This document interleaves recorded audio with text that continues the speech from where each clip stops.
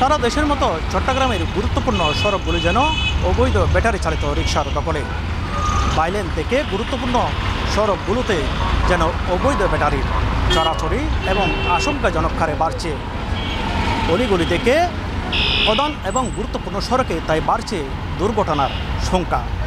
আমি যদি একটি বলি, বাকুলিয়া এলাকার পশ্চিম বাকুলিয়া, দক্ষিণ বাকুলিয়া, পূর্ব বাকুলিয়া, কালামিয়া বাজার এবং চাঁদমিয়া মুন্সিরান শহীদশাহ রুটে এই ব্যাটারি চালিত রিকশার দৌরাত্ম্য সবচেয়ে বেশি দেখা যায়।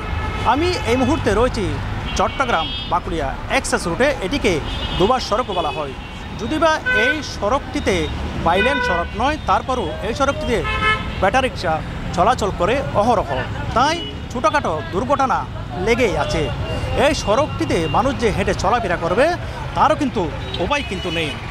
আমি যদি আপনাদেরকে একটু দেখাতে চাই, এই বাকুলিয়া দুবার সড়কের মুখে রিকশাগুলো এমনভাবে দাঁড় করিয়ে রাখা হয়, সিরাজদুল্লাহ রুট থেকে প্রধান এবং গুরুত্বপূর্ণ যানবাহনগুলো ঢুকতে এবং বের হতে বেশ বেগ পেতে হয়, যার কারণে ব্যস্ততম এই সিরাজদুল্লাহ সড়ক থেকে ছোটো বড় যানবাহন ঢুকতে অনেক কষ্ট হয়ে যায় এবং যার কারণে যানজট লেগেই থাকে। সিরাজদুল্লাহ সড়কটি ব্যস্ততম সড়ক হলেও ব্যাটারি চালিত রিকশা চলে কিন্তু অহরহ, যার কারণে এই সিরাজদুল্লাহ রুটেও সবসময় অ্যাক্সিডেন্টের মাত্রা কিন্তু ভিন্ন রূপ আকার ধারণ করে।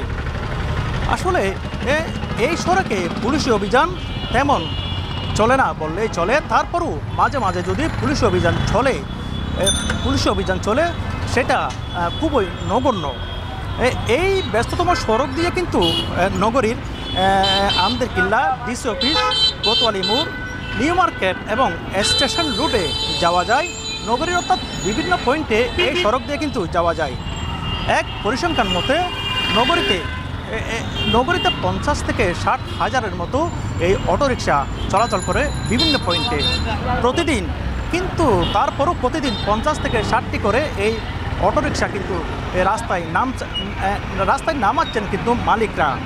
প্রধান সড়কে রিকশা চলাচল করলেও সরকার এবং প্রশাসনের পক্ষ থেকে কার্যকর প্রভাব তেমন চোখে পড়ছে না। আর যাত্রীদের অভিযোগ, ইনকামের আশায় অপরিপক্ক ড্রাইভারদের হাতে তুলে দিচ্ছেন এইসব অটোরিকশা।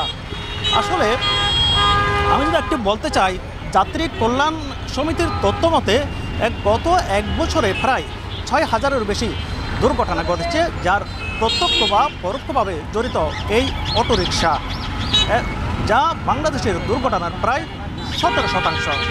শুধু এই বাকুলিয়া এলাকাতে বেশ কয়েকজন স্কুল ছাত্রী সহ নিহতের মতো ঘটনা ঘটছে। আহত হয়েছেন অনেকেই, আসলে অনেকেই গুরুতর আহত হয়েছে, মানবেতর জীবনযাপন করছেন। বিশেষ করে 5 আগস্ট আওয়ামী লীগ সরকার পতনের পর চট্টগ্রাম নগরীতে কিন্তু এই অবৈধ ব্যাটারি রিকশা সংখ্যা কিন্তু দৌরাত্ম্য বেড়ে চলছে এবং আগের চেয়ে অর্থাৎ পূর্বের চেয়ে ভয়ঙ্কর রূপ ধারণ করছে। আসলে বিশেষজ্ঞরা বলছেন, প্রশাসনের দুর্বলতার সুযোগকে কাজে লাগিয়ে এই অবৈধ রিকশা প্রতিদিন অথবা দিন দিন বেড়েই চলছে।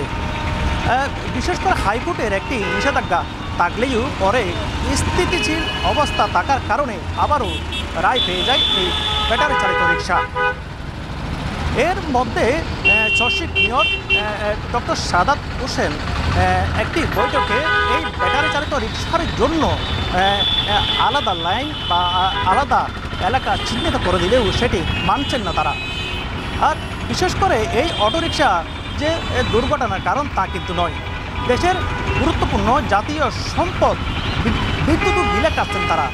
বিশেষজ্ঞরা মনে করছেন আইনের দুর্বলতার কারণে আসলে এই অটোরিকশা দিন দিন বেড়েই চলছে। আর দুর্ঘটনার অন্যতম কারণ উল্লেখ করা হচ্ছে অপরিপক্ক ড্রাইভার এবং গাড়ির দুর্বল ব্রেকিং সিস্টেম, এবং অধিকাংশ চালক কিন্তু শিশু কিশোর, তার মধ্যে মাদকাসক্ত ড্রাইভারও রয়েছেন।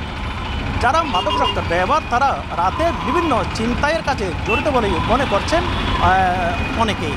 আসলে এই অচিরেই এই অটোরিকশার দৌরাত্ম্য ঠেকাতে না পারলে ভবিষ্যতে বাংলাদেশের সড়কগুলোতে দুর্ঘটনার মাত্রা ভয়ঙ্কর রূপ ধারণ করবে বলে মনে করছেন বিশেষজ্ঞরা।